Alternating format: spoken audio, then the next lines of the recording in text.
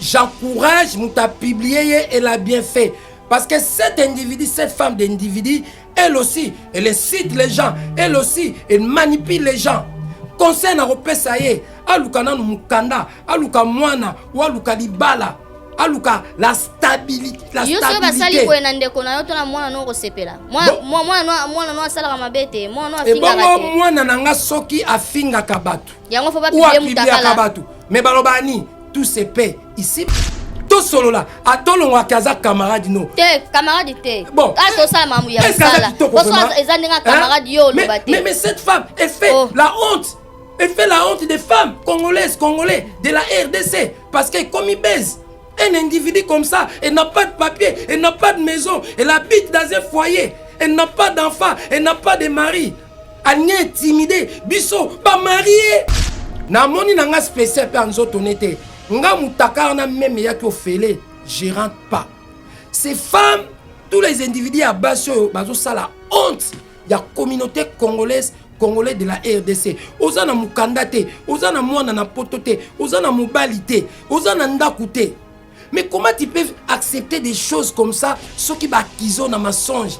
Yuya koloba, eza ba koselo ba sali montage, mais yo moko tu te permets ceux qui na foyer, ceux qui na chambre batou, au lati, ozo lakisa makolo, siko okozwa chance à libala ndenge nini.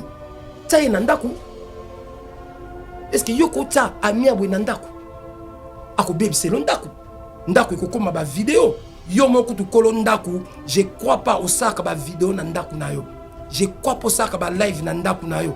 Mais les individus comme ça, azaye mote soko zui ye maniqué Karine Mokonzi nani lisusu tangelanga bango baza kombi tangelanga loba marabu silisa ye Jaël maniqué Karine Mokonzi individu musu nani ba mama Congo bango. Donc pour moi c'est des individus, des femmes perdues baza désespérés na vie na ebité vraiment na vie na bango soki bakozwa mibali. Donc nga mutaka na na mona ki moi de ma part mutaka lango intimidé na ngai. Donc, ce qui a salango pour na baise, je serai regrettable.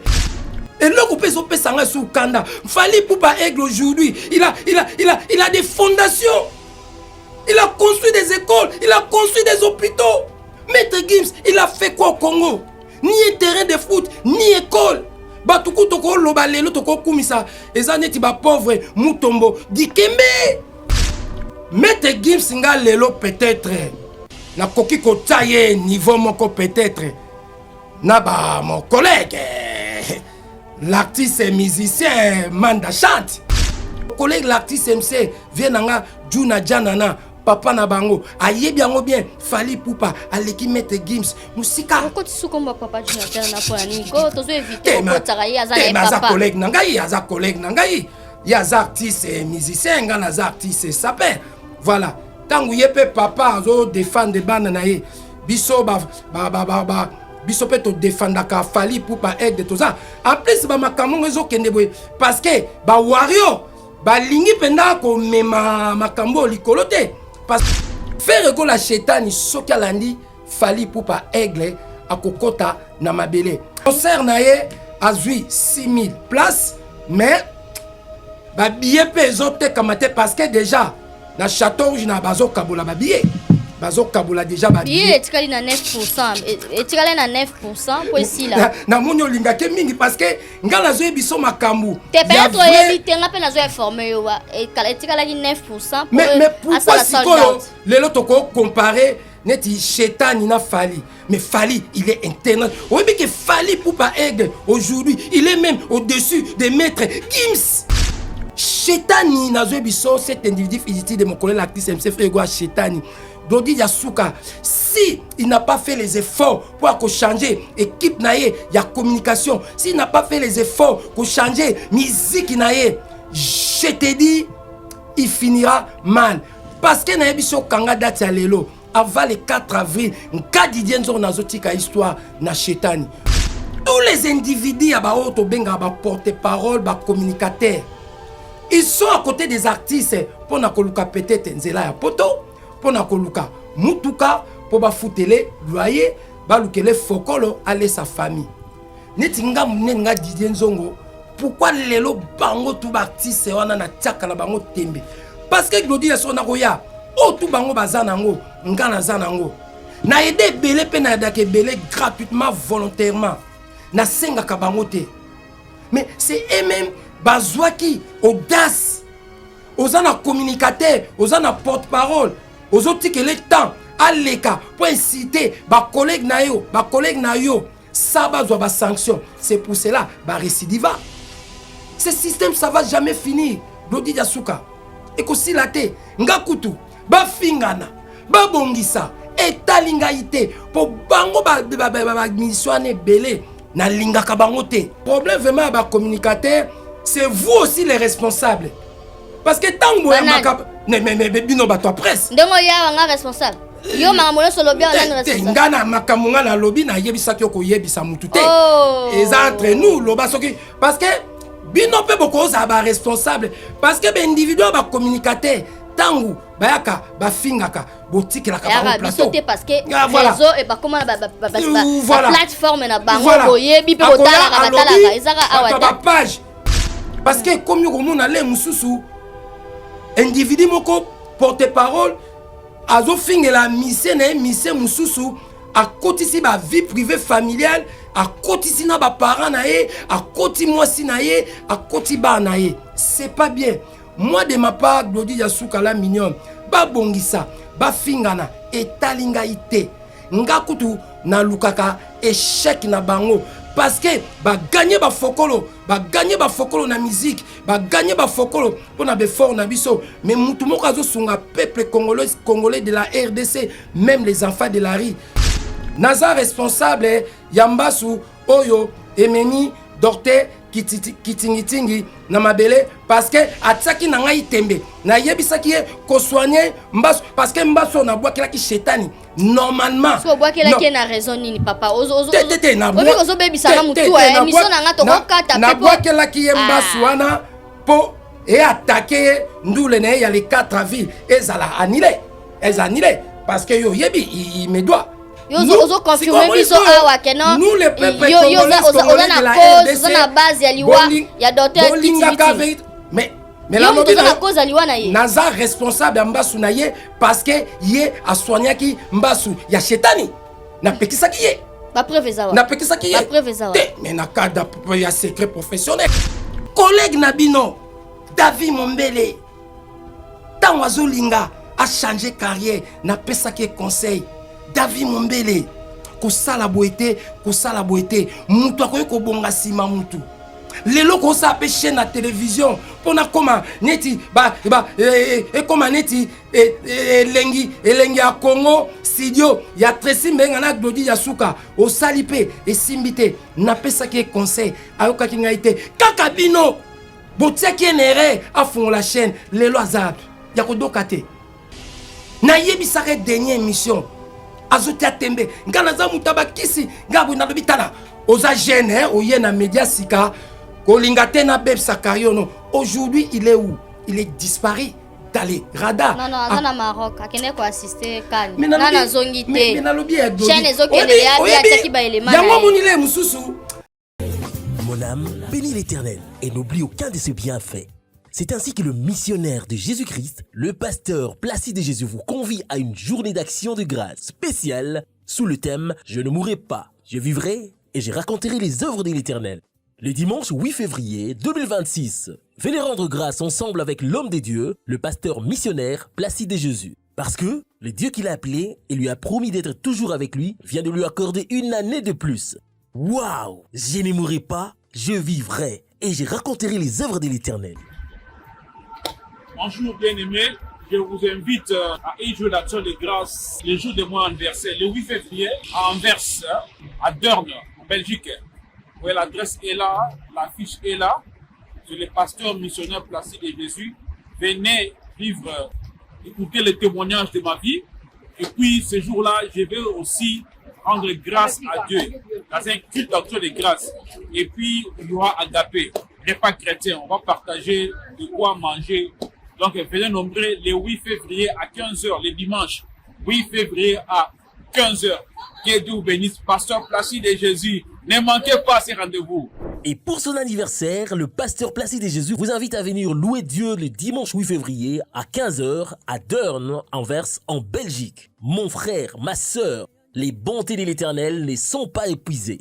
Venez déclarer ensemble avec l'homme des dieux, le révérend Placide Jésus, « Je ne mourrai pas, je vivrai et je raconterai les œuvres de l'Éternel. Dieu est bon. » Au programme, des témoignages suivis d'une agapée. Bien-aimés, soyez là pour dire à notre Dieu, tes œuvres sont admirables. Maison Awatusa, chez Maman Nicole Malonga. Yaka, esa na poto ne yebite. Yaka, tokisi na metro Château Rouge. Daka yau. Okay, yau awa. Uzomona Kimbondo. Oh la la. À Paris.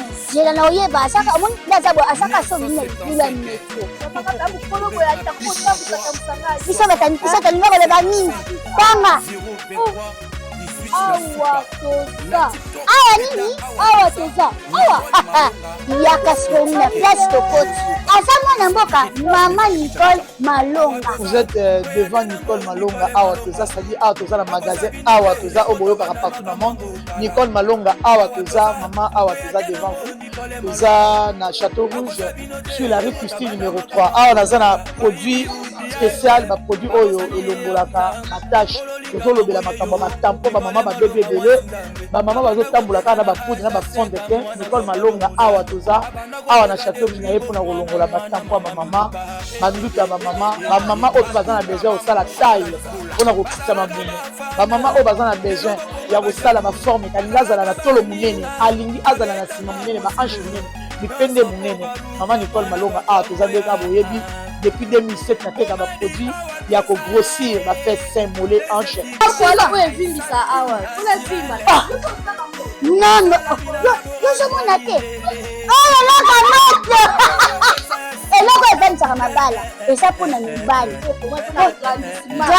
ça grandit dimension olingi soko omoni ekoki kosuki wana sino kopasuka nakotela nakobongisa ezotraite telema vraiment nga mona eza victime na meki yango oyo bazobengai na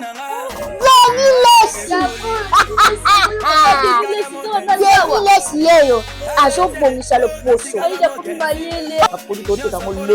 légalement na magasin ezosalama na laboratoire mondele awa na poto tozoteka yango légalement. Je pense que omoni ndenge eza na barayon eza eloko moko ezosalama naturellement, ezali baproduit authentique esalama naturellement sans aucun produit néfaste. Voilà. Nicole Malonga akosa bino te ye moto abanda makambo yango kala awa toza boya te nango Nicole Malonga. Oh c'est ça, il a dit c'est ça. Est-ce que ça voilà mwasi azwaka ndenge natamboli mpona luka yo babisinga toza place obunga te batinga na adresse yambanga nanu sango yo ndenge epanzani Gladys Mbala Lafayette mwasi azwaka olongola mambo exotique po toliaka kaka awa sikoyo na mambo akoli tala nde naye nakoli nanga babi awa vitesse a TGV kosa tenga na ye naboyi kokobengo na telefone na biso na bina benga yo okoprepare na yanga mona na miso bato nde bazotika bakoli message ezokende kitoko zwana okoli nanga zwana okoli nanga. Est-ce que eza na sérieux ezela? Non en tout cas est-ce que eza sérieux makambo mama bakoli nango bakobanga okotinda boyo bacarton comité osapena bacarton na yo bacarton ezali wana eza fret maritime esala toujours 45 jours par carton ezali. En tout cas awa vitesse à TGV siko na avion combien de jours? 48 heures. En tout cas towana ngo na système express tosala renvoi 3 fois par semaine. Donc tozali mardi, jeudi, na week-end, vendredi ou samedi. Donc 3 fois envoi par semaine. En tout cas, vitesse à TGV Kandé na sepele na coutume et puis na on sepela parce que yo ba prix nous abordable. Parce que nous sommes que tika boyo 1 kilo ce que combien? Ah ba prix na yo na bisio. En tout cas, awa ozala décider. En tout cas, ba kilo nazana no eloko mo faut retenir sans frais à dossier. Na sala frais à dossier te au frais dossier to sala frais dossier exact. Le kilo c'est 15 €. Frais dossier exact. Otinani et puis à partir à 10 kilos. Sorti de 10 kilos, kilo est combien à 13 €. Na sala prix au sali 10 kilos ekomi 13 euros. Na kisasa pe en tout cas na facilité ba maman ba papa na facilité bino.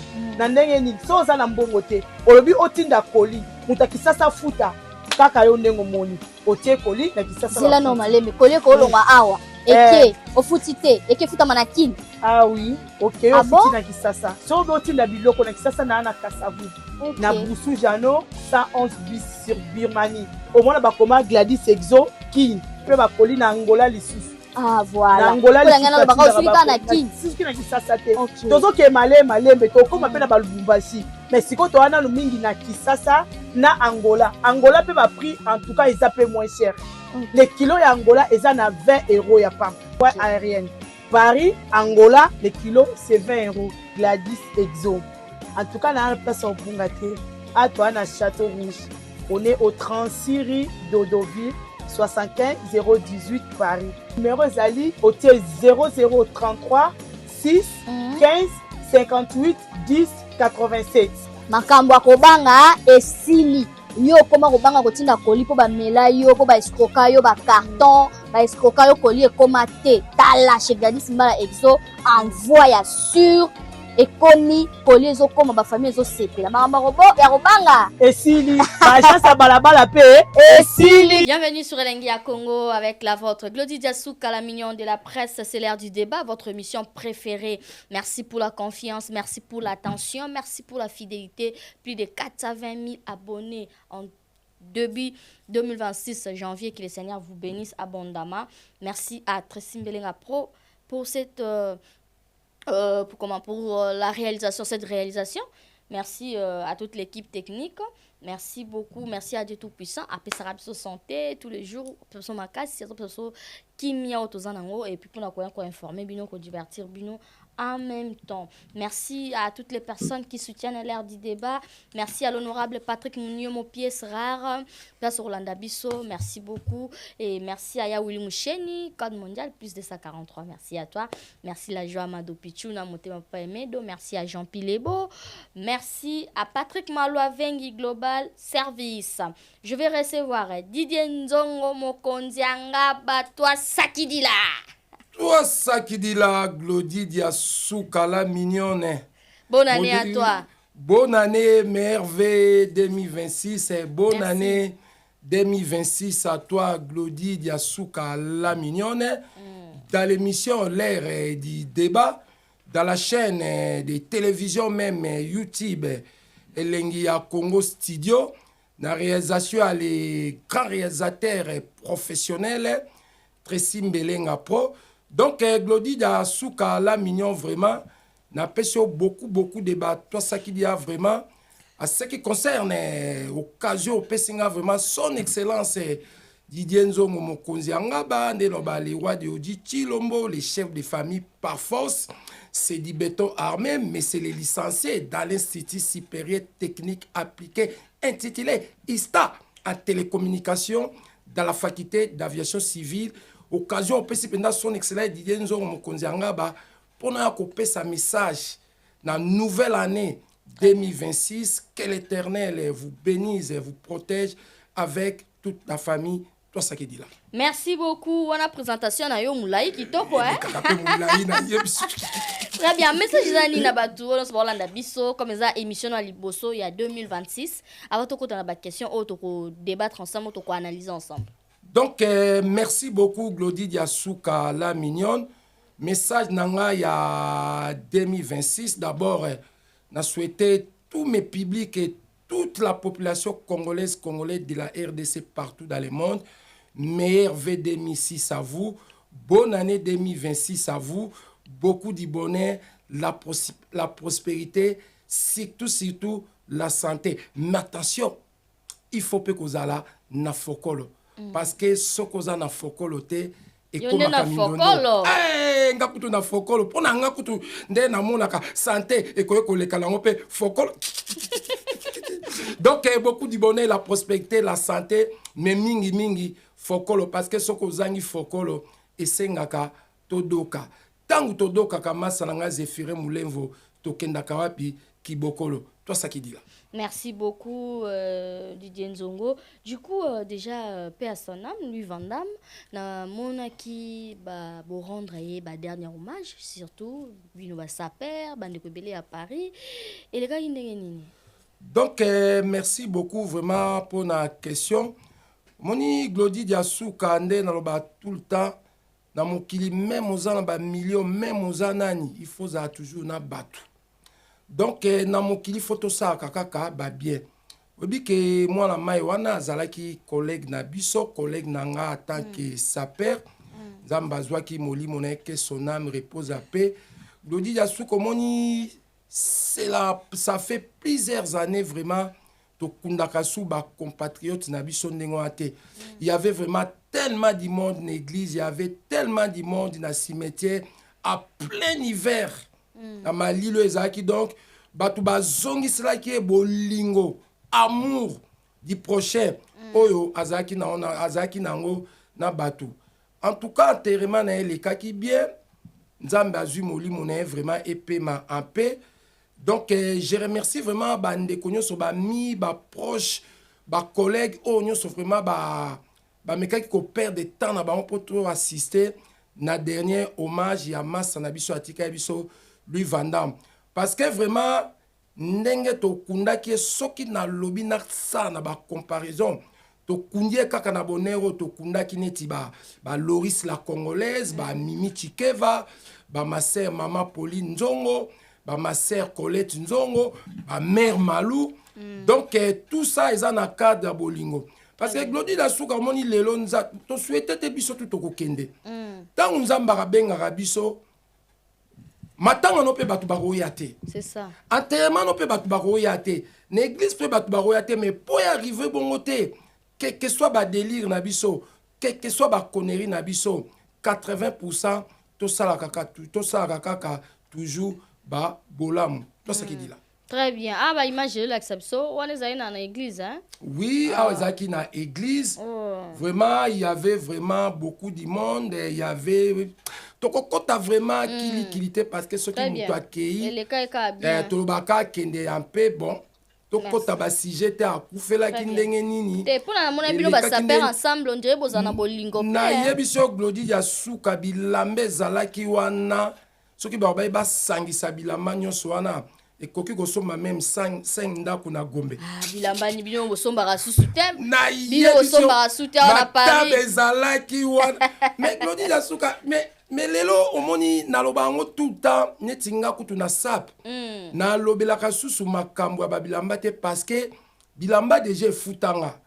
Par rapport à ce que Nathalie, âge, par rapport à santé, par rapport à la vie privée et familiale. Parce que Glody Diassou, il y a un moment où sakani, il faut la stabilité. La stabilité, c'est quoi? Comme nous les hommes, il faut avoir une femme, il faut avoir des enfants, il faut avoir une maison, il faut avoir un travail. Les vêtements, c'est après. Les vêtements, c'est bien, mais ça remplit la maison. Les vêtements, c'est bien. Les vêtements, ça rend beaucoup des individus même. Fugitifs de mes collègues artistes, ça s'appelle Bamaléré. Prévenez dans le bakoyango monaka, biso ba saper mingi. Tozala kanabanda koute, to voyageaka moins, tozaka na entreprise te, to s'organisaka te pour na makambo bilamba. Parce que makambo bilamba ekufisa batu ba pauvre. Prévenez, ce qui tozui les loneti. Kulutu nanga, papa Wemba Kenda, que son âme repose à paix. Akufa pauvre, ce que tu collègue nanga, Moussou à Kenda, Nzamba Zwa Moli Monae, que son âme repose à paix. Srevos Niakos, Akufa pauvre. Pourquoi? Parce que, kota ki na sentimentaliste artistique de la SAP, ça qu'on pensait, lelo eza lobby, lelo eza lelo, lobby eza lobby. Toi, ça qui dit là. Très bien, merci. Concernant Mambuya Sap, na lobby bongo parce que na tomoni na année 2025 ba Afrique du Sud ba epena ba sombi ba blouson plus de 20 000 euros et on a lobby à Paris bo somba rasusu te. Non, Glody Diassou kala mignon moni batu mingi ba surtout que la succès. Batu mingi ba surtout que la bilamba netinga son excellent Dienzo Mokonzi Angaba.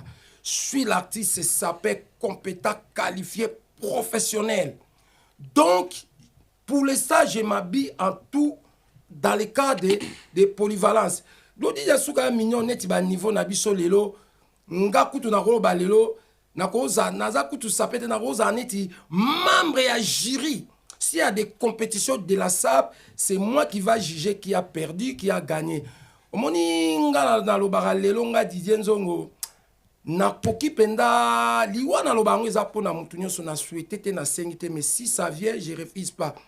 Glody Yasuka mignon nga son excellent Didier Nzongo mokonzi ngaba nazo ba penda bango na koki kokufa pauvreté na muke na ya mingi oyo nzambe apesa pe apesa nga malgré tout na mélanger pe makambo ba mpungu na mélanger makambo ba kisi, mais je peux pas mourir pauvre. Donc na sara toujours naza na stabilité makambo bilamba j'aime, mais dans mon niveau lelo na koki kokota te na ba magasin nazo équipe ya elengi ya Congo studio bo accompagner nga nazo somba bilamba à liquide 10 000 20 000 déjà ko somba bilamba ko dépenser l'argent liquide plus de 1500 €, c'est délit ou pas? Donc c'est ça nango ba bale moko ndenge nani ba yo tabino bio obela baba mutaya amaki abeti bino na ndako na bino azongi. Non Glody Yasuka ngai nazaka na ba délit wana te nga même ba collègue nanga ba saper. Nous ne sommes pas des amis. Nous sommes juste des amis intimes. Ceux qui te coûtent, mais chacun sa vie, Glody Yasuka. C'est pareil, même bino. Lelo, Glody Yasuka, la mignonne. Vous avez grand studio ici. Et Lengia Congo studio. Donc, vous avez Moussala. Mais lobby habité. Pe Moussala, on sala. Nandimite, vous sala, on a sentiment. Vous avez tout individu. Parce que, kaka, après sa message, pour besoin de vie, mais sans oublier, studio, il y a loyer à payer. Il y a des matos au bout de ça là et que tomber panne. Donc ce qu'on a travaillé kaka ozo vivre parce qu'il y a sombaki parce qu'il y a même qui va dans magasin.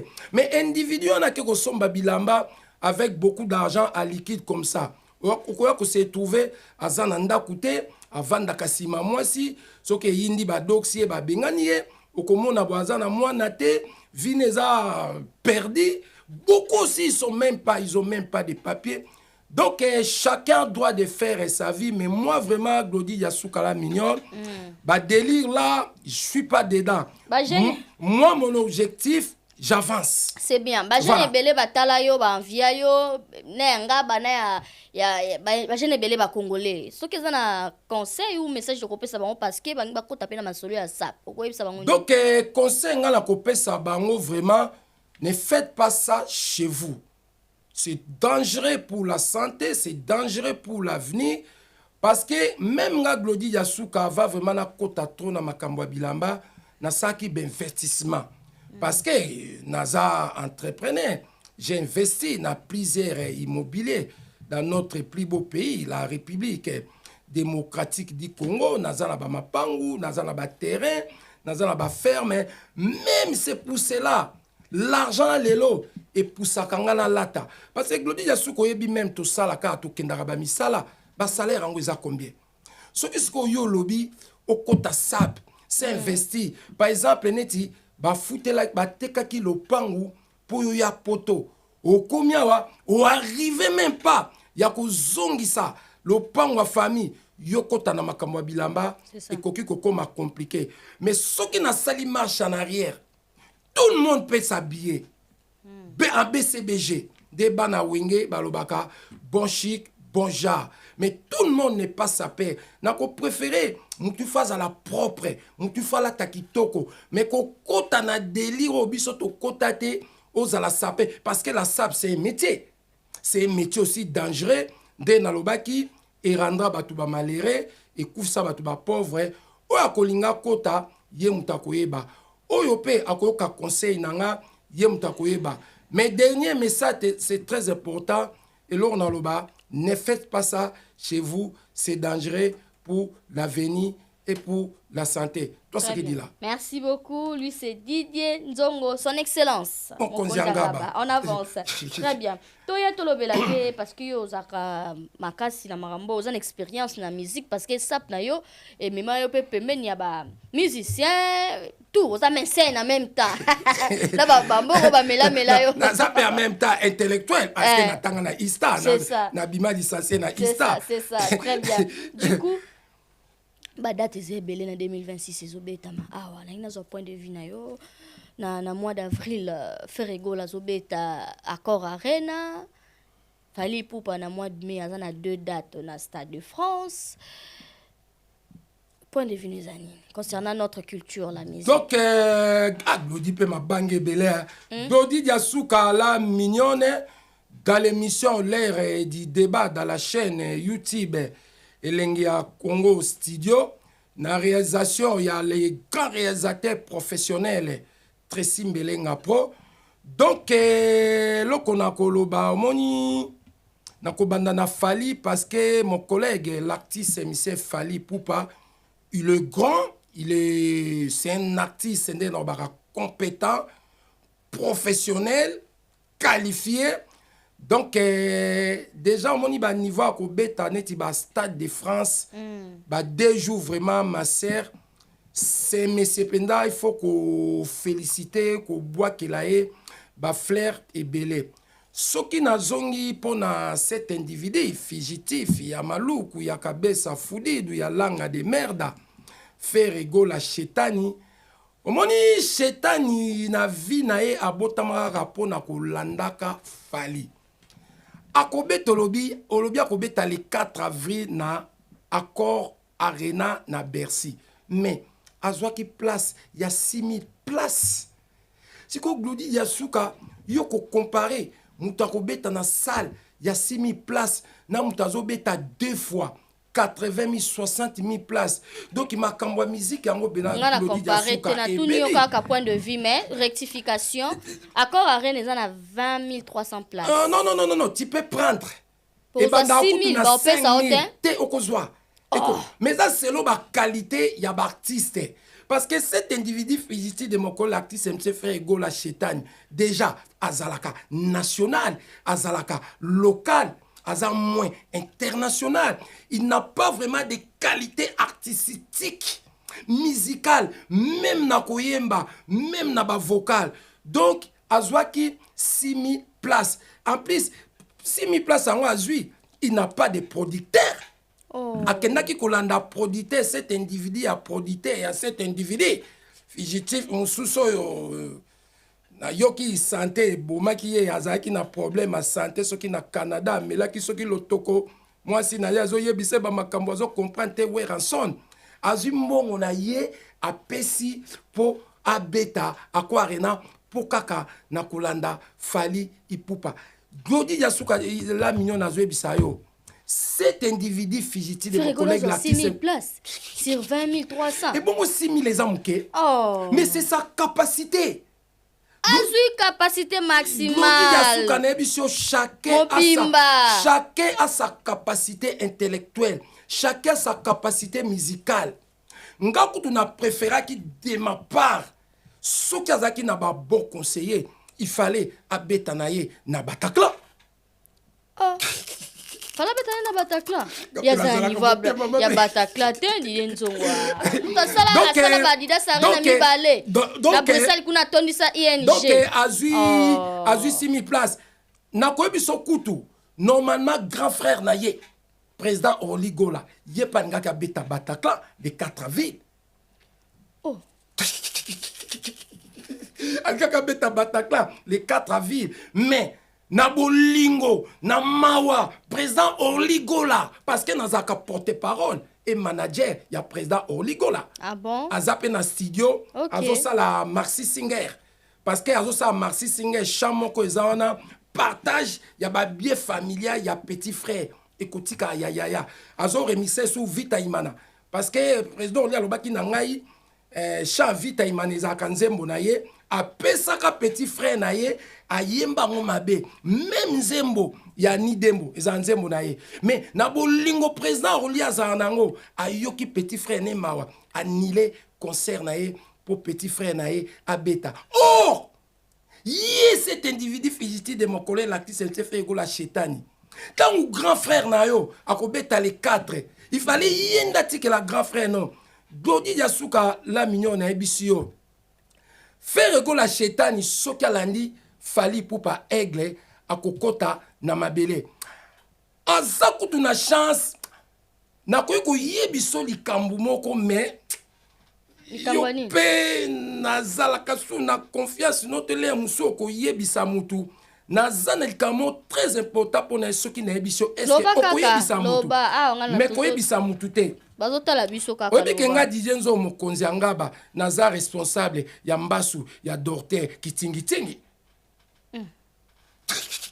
oza responsable ya nini koyebisa mutu te sibu ntakofi hein papa nazoyebisa yo ngai parce que batu bakome kokitike nga bazotonga nga Didier Nzongo bando banda koteka mbasu bambasu no esalaka te bando lobaki bakokata batu makolo ekatanaka te nabwakelaki cet individu fugitif de mon collègue l'actrice censé faire égola chetani mbasu na kibokolo parce que docteur kitingitingi tozala kotravaille na ye azalaki mpe kolivenga bambasu nga nabwakelaki chetani mbasu atango nabwakeli ye mena ntango ebandi baréaction akendaki epa docteur kitingitingi mpo docteur kitingitingi atraite ye docteur kitingitingi abengala bi mokonzi individu fugitif na yo ya affaire égola chetani aza epa na nga atake munganga makambo eza mine nga abi makambo nini oh aza na mbasu selo bane bakende kotalisa yo moto obwakele mbasu nalingi naswanye ye nayebisi docteur kitingitingi je t'aime beaucoup on a des relations importantes to travaillons des années otinenga bambasu na tindeli yo fokolo na yo soki kako traiter cet individu fugitif de mon collègue l'artiste MC Fergola Chetani na kodoksa yo atiaki tembe a traité mbasu aujourd'hui docteur kitingitingi akoti mabele donc eza grave toza na télévision hein ya kufi na mbasu yo zo ba est-ce que ya bana oteka mbasu na lobi na yo yo koyebisa mutu te eza entre nga na yo famille bakotala batu bakotala mais sikoyo omoni sikoyo Ozo confirmer biso awa keno nous le peuple congolais de la RDC oza na base ya liwa ya docteur kitingitingi mais la lobi na cause aliwa na ye naza responsable ya mbasu na ye parce que ye aswanyaki mbasu ya chetani napekisaki ye bapreuve ezawa napekisaki ye bapreuve ezawa te mais na cadre ya secret professionnel secret eza soutien yo ye nango na télévision nga tozosola entre nous mutaza te mutakoyeba te télévision donc nayebi so naza responsable parce que Glodi Yasuka nalembi mbasu batu bakomi okizenga Didier Nzongo mbasu esalaka te bakataka batu makolo te napesi bango exemple na bible ngai nazalaka responsable ya mbasu ya leader amisi esalaki parce que mutabwakelaka mbasu asombaka epa na ngai donc nakokende mulai te naza responsable ya mbasu oyo ememi docteur kitingitingi na mabele parce que atiaki na ngai tembe na yebisaki ye kosoigner mbasu parce que mbasu na bwakelaki chetani normalement so bwakelaki na raison nini papa ozo na ozo bebisa na mutu émission na nga to kokata na bwakelaki ye mbasu wana po et attaquer ndule na ya les 4 villes ezala annulé parce que yo yebi il me doit mais présent Orly annulé concerné il y a les 4 avril na Bataka bayokanaki APC 50 000 mais APC 10 000 donc message na nga zela to aussi sabongo te na mito famille ya docteur kitingitingi bazolela nzoto na eza mais na kwa malili kama respect ya ba mort kitingitingi bazolela yo yebi makambule messieurs il a fait avec les couples de gens yo yebi banzoto boni ya mibali c'est messé a BBC yo yebi ba pasi boni mibali basouffrir limbisanga oza mwasi ya libala bino bandeko na biso ya basi na biloko ya azali koteka. Mais il faisait un délit le plus grave. Na yoki kutu na tani na télévision famille na zoloba oh l'été kundaye ngana lobi l'état on vraiment baby hein. Il y a qui les sauveurs des hommes. Mais hein les sauveurs des hommes pour maltraiter nos sœurs, les femmes. Bon, la maltraitance avec la maltraitance aux femmes forcées. Bolingo forcé. C'est le même messieurs. Il passe à la télé. Ngana botama pauvre, na botama na famille pauvre, mais eloko na ngai mute komisaki boye bana na biso bazotala. Il a payé. Mais on a un problème, tu peux belle pas na maladie, après si on peut pas guérison. Ce que yo ça lui passe, ça non sort point. Mais neti lozo ça nga pasi. Famille na ye bazoloba l'état kundaye. L'état kukundaye dans quel sens? Ba bisonde ba digenzongo boye. Na souhaité te lelo soki nzamba bengingai l'état congolais de la RDC bazan obligation ya kokunda ngai parce que j'ai fait beaucoup dans la SAP, j'ai contribué dans la SAP. Donc message nanga yango wana oya ko sepela nango asepeli oya ko sepela te eza makamuna ye to saki dila wana makamuna yo famille ba tezotala yo asimeli wa mutu donc yo yebisa mutu te mais sikoyo tangu ye a démolir ba couple ba te belé bino bozao sepela nango dodi yasuka tous à la netre ko les messieurs ils vendent des choses comme ça, ils passent les messages pour maltraiter nos sœurs, les femmes. Mais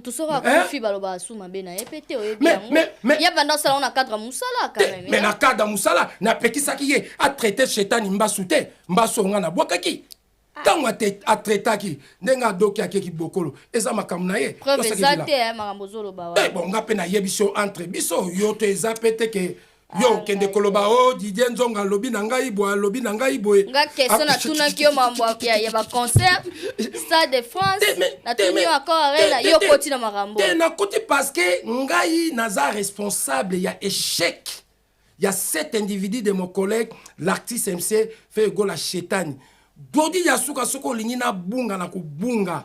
Je te dis et je te promets avant le 4 avril 2026, Nkadi Dienzo na kotika histoire. Chetani azokende. Na kotika histoire. Même cet individu fugitif de mon collègue, l'artiste MC Weranson, akokende. Même cet individu fugitif de Meli alias akokende. Boyamba ki ya ona monaki individu moko ya collègue na bino asalaka na chaîne na bino to sa na ebe mission. Tant nous avons plus de 4 émissions, il y a un dossier à Foko la Libala. Un individu, il y a animateur, il y a ça la chaîne. Mais il y a bien plusieurs fois, à même pas audace, il y a tout naïe. Mais bon, ça l'attention. Mais on les a ramenés familial. Mais c'est quoi on a naïe? On a tout nanga makambo ba faire. Ozo tout nanga makambo ba fali. Ba question so zoya. Ozo tout nanga. Mais ngape makambo na zolo ba pona bango. Mukoko occasion batwa baleki okoki kotuna bango te. Mais Emile laisse na problème na te. Wana ya mamuna famille. Pour la mamuna musique ate date na Bataclan eza na juillet awa sko nini. Yo ya okitisa e awa. Okitisa Emile alias mona lo pamba. Arobeta musique na etika ta musique na e. Obi ke makambo musique na ba conseil baby. Ko na peso exemple mo simple. Collègue na bino David Mombele. Tango azolinga a changer carrière na pesa ke conseil. David Mombele kosala boete mutu akoye kobonga sima mutu lelo kosa pe chaîne na télévision pona koma neti koma neti elengi ya Congo studio ya Tracy Mbenga na Dodi ya suka osali pe esimbite na pesa ke conseil ayokaki ngai te kaka bino botiaki enere afongola la chaîne lelo azab ya kodoka te na yebisaka dernière émission azotia tembe ngana za mutaba kisi ngabu na bitala oza jeune oye na média sika kolinga te na beb sakariono aujourd'hui il est où? Il est disparu dans les radars. Non azana Maroc akene ko assister kan na zongi te mais na lobi ya chaîne ezokende ya biataki ba élément yango munile mususu nazana makansile msu na longola bino ba inéligibilité journalistique oyo bozala nango mais ngana Nas artistes s'appellent compétents, les plus célèbres de la RDC, les plus dangereux du monde. Mais yo, nous avons confiance parce que par rapport à talent, à compétence, à qualité, pourquoi nous avons pas une mission où il y a cet individu fugitif. On a l'icolo à l'attaque 60, na 738, on dit les manzaka, on tourne à quelque question. Donc cela veut dire, Osaka, Ozana na complexalisation journalistique mais ba collègue na mingi bazana complexe. OK, métier na bino Glody Yasuka, ozana droit autour question parce que ba poponga nazo bimisa. Ba poponga nazo bimisa et concerné ke ngai. Oui, ba poponga nazo bimisa concerné nga. Mais bino Didier Nzonga Rouya bokutu nanga ba question na koloba de kwa na ba mona yo déborda ka ba kwa simete mais nga soki mututu adokaka bongo bazo ya kodoka ebela epa na mina tozomona bazolongwa bilamba tala mwa baluketo yango mpe kaka boye mukadia malamu te voilà Glody Yasuka omoni excuse nga ngai soko moni nazotake mutu parce que il me doit parce que lelo batakaka mutu te sans ba preuve avec des raisons. C'est pour cela que je te dis quelque chose de très important. Tu sais, dans la vie, on n'achète rien avec des merci. Et on ne répare rien avec des pardons. Lelo Glody Yasuka conseil en tout. N'a pas sur toi ça qui dit là. Lobi soko salité, il n'y aura pas de toi ça qui dit là. Lelo nako salomabe, na sengi pardon. Mais yebango lobby nako récidivé. Moi, je ne suis pas si l'autorité d'un individu. Je ne suis pas né pour reculer. Je suis né pour avancer, pour être heureux. Parce que j'ai de l'argent, j'ai une femme, j'ai des enfants, j'ai des biens même. Que le cas cet individu fugitif de mon collègue, l'artiste MC, fait gola, chetani. Parce que yebanda kuna yewana atongi, na makila ya batu. Menga na makila batute. Donc, message nangana biso yangoana. Concert na ye, azui 6000 places, mais ba billet pesote kamate parce que déjà na Château Rouge na bazo kabola ba billet bazo kabola déjà ba billet etikali na 9% etikali na 9% pour ici là na monyo linga ke mingi parce que ngala zo biso makambu te peut-être éviter ngape na zo informer yo etikali 9% mais pourquoi sikoyo lelo toko comparer neti Chetani na Fally. Mais Fally, il est international. Oui, mais que Fally pour pas aider aujourd'hui, il est même au-dessus des maîtres Gims. La musique. Mais oui. La polémique, il y a. Mais non, il n'y a pas de polémique. Attends, je t'explique bien, ma sœur. Mon collègue, l'artiste émissaire, maître Gims, avait ta musique nationale. Musique française. Mais mon collègue, l'artiste MC, Fally Poupa Aigle, il joue la musique internationale, traditionnelle, africaine, mondiale. Baza musique, mon côté. Baza bana rythme musique, mon côté. En plus, Fally Poupa, ce total une carrière née artistique, musicale, a dépassé Maître Gims. Musika. Bino bozotala kaka fokolo, bozotala parce que il a grandi ici. Fally soki baté, mais même yé mon maître Gims lelo. Est-ce que penda soki ba PC Stade de France des jours à kokoka ko betango s'il vous plaît. Ah beti ko 5 fois 4 jours et la nana betango. Mais nalobi au moni lo nazo ba ya complexalisation. Maître Gims nga lelo peut-être na koki ko tailler niveau moko peut-être. Naba, mon collègue, l'artiste et musicien Manda Chante. Hein? Oh. Maître Gims, c'est Manda Chante. Oh, Manda Chante, un musicien. Mais oui, parce que l'élo na RDC, nous avons que 2 artistes et musiciens qui fait l'honneur de la musique congolaise de la RDC. Mon collègue, l'artiste émissien Fally Poupa Aigle, na mon collègue, l'artiste émissien héritier Watanabe, mais c'est les chanteurs. Il n'y a que 2. Chetani Nazobiso, cet individu fugitif de mon collègue, l'artiste émissien Frégois Chetani. Glody Yasuka, si il n'a pas fait les efforts pour changer équipe naie, il y a communication. S'il n'a pas fait les efforts pour changer musique naie, je te dis, il finira mal. Parce que na ebiso kanga date ya lelo. Avant le 4 avril, nka Didier Nzongo nazotika histoire na chetani. Concernant comparaison ou polémique qui ont régné entre Maître Gims et Fally Ipupa. Conclusion nous anime. Mais conclusion nanga na lobby nazo badie Maître Gims il joue la musique nationale. La musique française. Mais mon collègue l'artiste MC Fally Ipupa, il joue la musique internationale. Africaine, mondiale. On peut comparer, même na carrière, ce tobito calculé, na album, Fally Ipupa, il a dépassé Maître Gims, Musika, même na Koemba, même Kulutu nanga.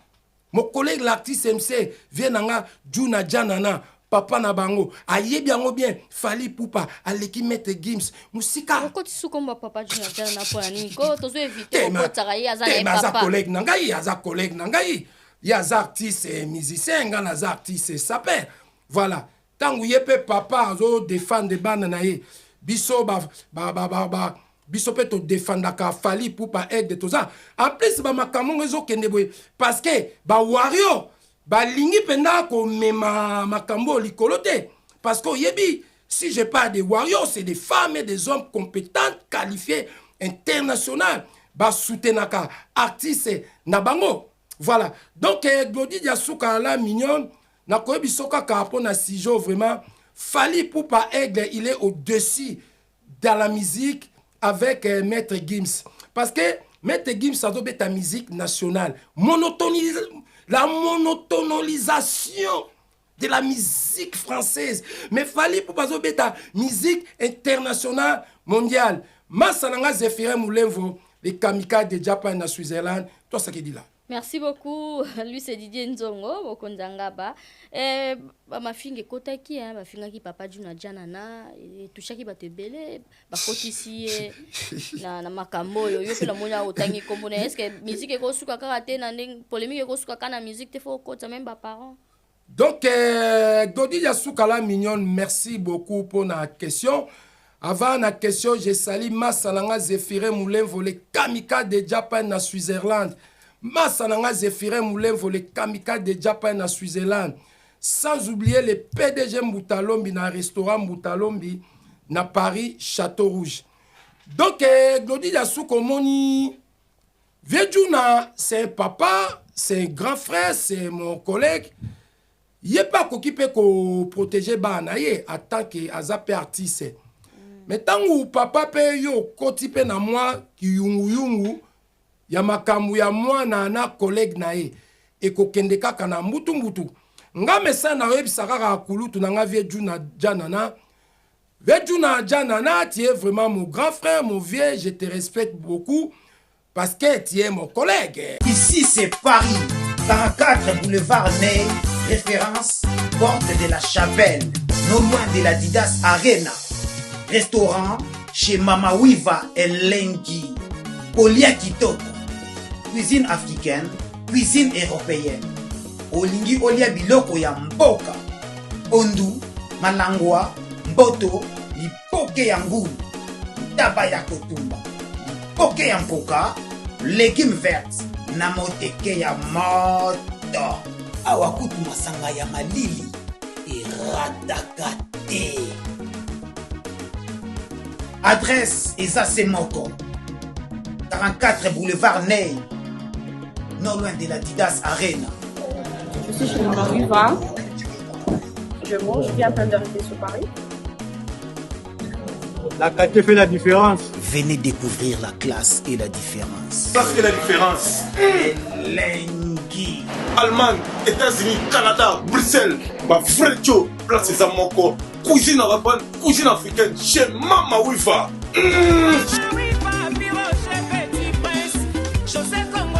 Je suis docteur Pichotondele, pharmacien de formation. Je suis formé à l'université de Kinshasa à la faculté de pharmacie. Et puis je fais d'autres masters en transformation des agro-ressources à l'université Marien Ngouabi et au Canada en préparation de cosmétiques thérapeutiques naturelles.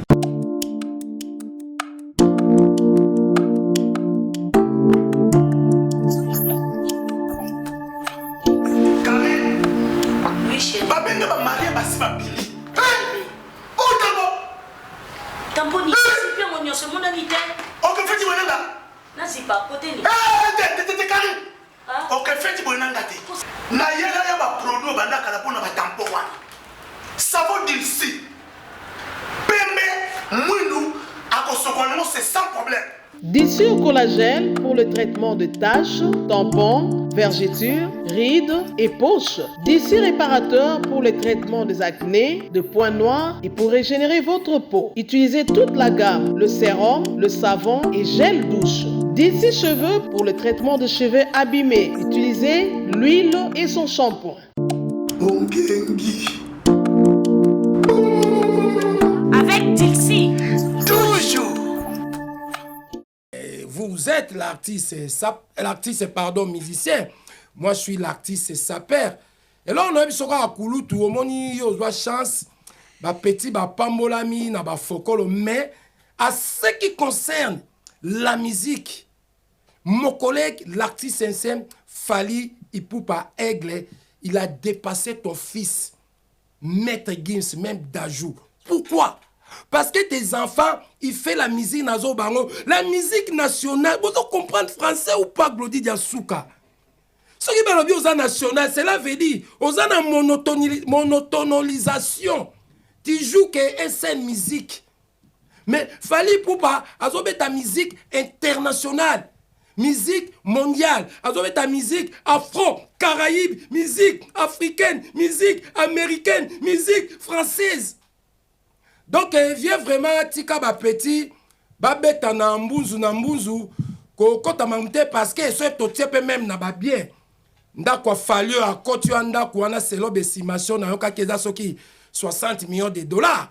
Donc, Maître Gims même azana ba fokolo, na ndimita ko somba ba niveau, ba prix ya bandako wana. To ça qui na ba jet privé na e na ba Maroc wana tonga. Makambo nazo boy la bino ya ba complexalisation wana. Yo zo morami tuka ba bandako yo monango jet privé. Yo monango, qu'est-ce qu'il a fait au Congo? Et là qu'on peut se sanga sous Kanda. Fally Ipupa Aigle aujourd'hui, il a des fondations. Il a construit des écoles, il a construit des hôpitaux. Maître Gims, il a fait quoi au Congo? Ni terrain de foot, ni école. Batuku toko loba lelo toko kumisa ezaneti ba pauvre mutombo dikembe hein omonika ma mudidien nzonga lobaka bozwango kana ba vanti OK atana doka kame makamsu na lobaka ezalaka vrai donc pour na ko finaliser dossier yo Fally Ipupa il a dépassé Maître Gims na musique oya kotia tembe aya na kodoksa ye tant to dokaka tokendaka wapi kibokolo to saidi là on avance Didier Nzongo Mokonzanga ba polémique à musique et mokene musika batuna batuna batu ba tolo ba kofinga oui mais ba puyaka ba artiste na bango to mona ba communicateur ba défendaka au moins musicien ba musicien nyonso bazana ba to ba défendaka bango mais plus bandeko ba lobby trop c'est trop kofinga ekoti makasi ba musicien faut ba cesser makamwana elongwa pemela musicien parce qu'ils ont avancé musique na bisote. Mais c'est ça une bonne question. C'est pour cela moi je ne vis pas sur l'autorité d'un individu. Bon, autant on comprendre mon lobby. Parce que le problème c'est quoi? Tous les individus porte-parole, communicateurs, ils sont à côté des artistes pour na koluka peut-être nzela ya poto, pour na koluka mutuka, pour ba foutele loyer, ba lukele fokolo aller sa famille. Netinga munenga Didier Nzongo, pourquoi lelo bango tout artiste wana na tiaka na bango tembe? Parce que Glody ya sona koya, o tout bango bazanango, ngana zanango. Na aidé belé pe na dake belé gratuitement volontairement. Na senga ka bango te. Mais c'est eux-mêmes bazwaki audace. Ozana communicateur, ozana porte-parole, ozoti que le temps aleka pour inciter ba collègue na yo, ça bazwa ba sanction. C'est pour cela ba récidiva. Ce système ça va jamais finir. Glody Diasouka. Et ko silate ngakutu ba fingana ba bongisa etalingaite po bango ba missioné belé na lingaka bango te. Parce que nazara déjà na haine ya bozui na bango. Talani cet individu fugitif de mon collègue qui s'est frère Gola Chetani. A commis na 38 ndaku. Nga di yenzo on a zana mote. Na kuza mote mamalamu. Ndenge nini. Azana 38 ndaku. Aidaka famille te. Asungaka mutu te. Samieba. Bandaku wana. Mukolo. Président Oli. Arodoxa ye. Président Oli mutu. Akotika nango. Donc, problème vraiment à communicateur, c'est vous aussi les responsables. Parce que tant que vous mais bino bato presse. Ndongo ya wanga responsable.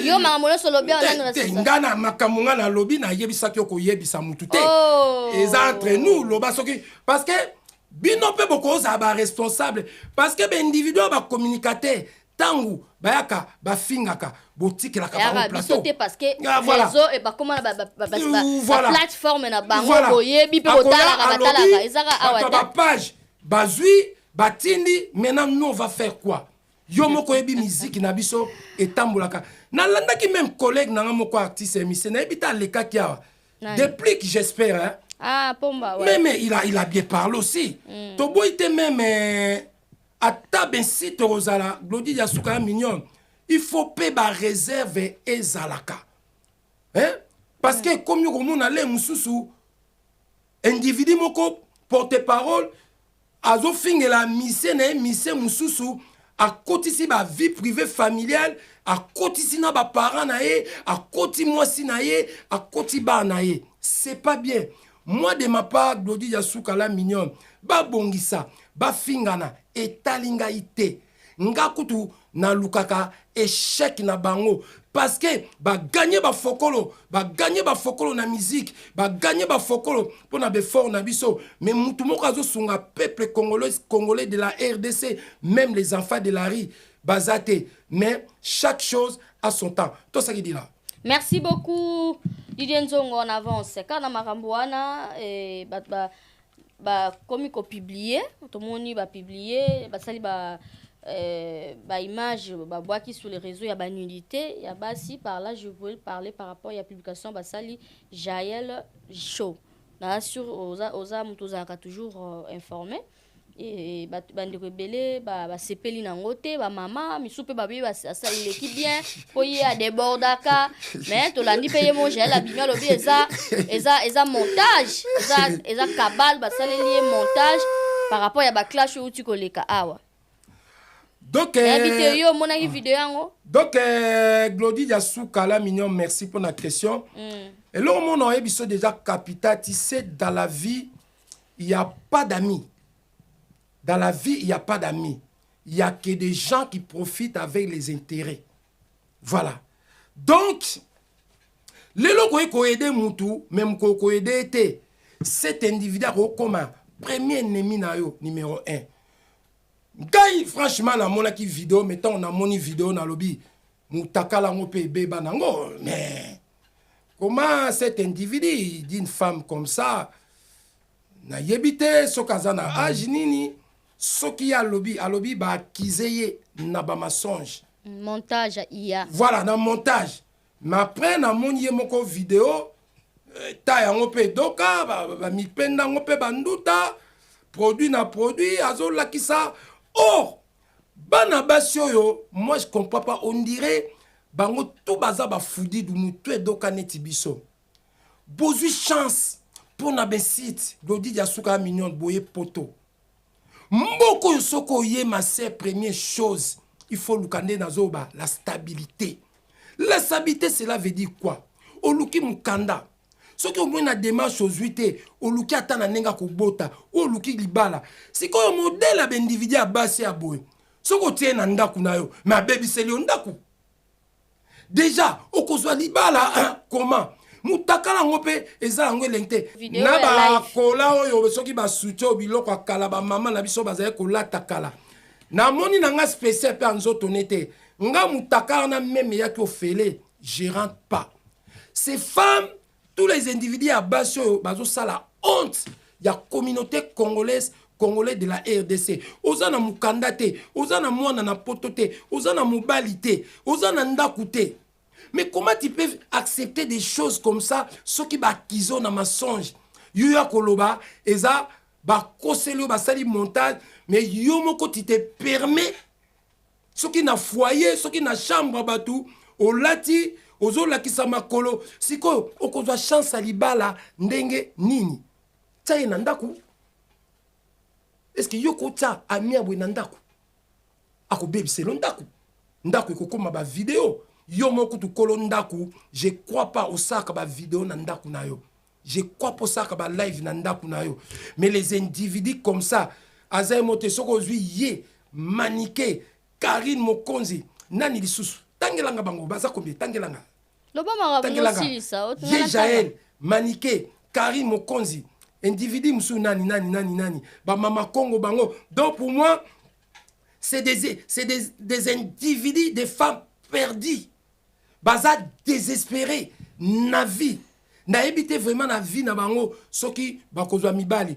Donc nga mutaka na na mona ki moi de ma part mutaka lango intimidé na ngai te.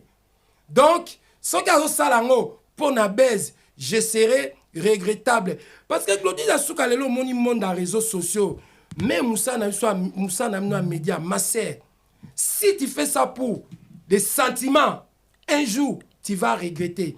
Il faut faire quelque chose ça va te porter de l'argent. Si vous avez publié bien sûr montage mais ce qui va publier ou va sali montage yepé a publié batu yé pas ça là ba montage oui ba fi en toi yango moni télévision est bien ngata on a ba honte na zo bona ba onde mususu oui que na mona bango boye na regretta ba pakula ba produit donc ils ont encouragé ma cambo jusque là dans pas position. Moi j'encourage muta publier elle a bien fait parce que cette femme d'individu elle aussi elle incite les gens elle aussi elle manipule les gens conseil na repesa ye aluka na mukanda aluka mwana ou aluka libala aluka la stabilité yo so basali ko na ndeko na yo to na mwana no kosepela mwana no asala mabete mwana no afinga te mwana nanga soki afinga kabatu yango fo ba publier mutakala kabatu mais balobani tout se paie ici bas. OK to solo là atolongo akaza camarade no camarade te bon to sala mamu ya sala parce que ezandinga camarade yo lo bate mais cette femme elle fait la honte. Elle fait la honte des femmes congolaises, congolais de la RDC. Parce que comme il baise, un individu comme ça, elle n'a pas de papier, elle n'a pas de maison, elle habite dans un foyer, elle n'a pas d'enfant, elle n'a pas de mari. Elle n'est intimidée, biso, pas mariée. Nanzo tongope, elle lemba, mutakala ngope, edoka. Tala, nako bimisa makambuso, tosakidi. Tosuka wana. Merci na point de vue na yo. Tosuka wana. Merci Didier Nzongo Mokonza ngata. Tokomi na suka, oseka po ani. Te mutakale beba. Eza iya. Mutakale, elo suna oseka ndenge ngope se individu mo courage. Nani? Arobeta na nini na Batakla. Obi makabino mosa Claudie Asuka bo ko futa ya maser. Ko pesa mutu bangamwa kokokate. Cet individu fugitif de Melia Beta Batakla. Toi tu crois? Abeta te ponani. Osasi. Pourquoi pas? Osasi. Abeta ni. Musique baby. Musique baby. Obi musique nzemwe pas shetani nzemwe sololite.